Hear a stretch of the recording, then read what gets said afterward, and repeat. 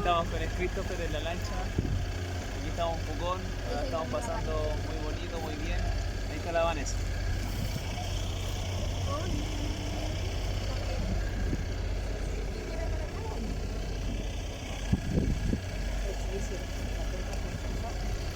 No, no, se murió yo creo.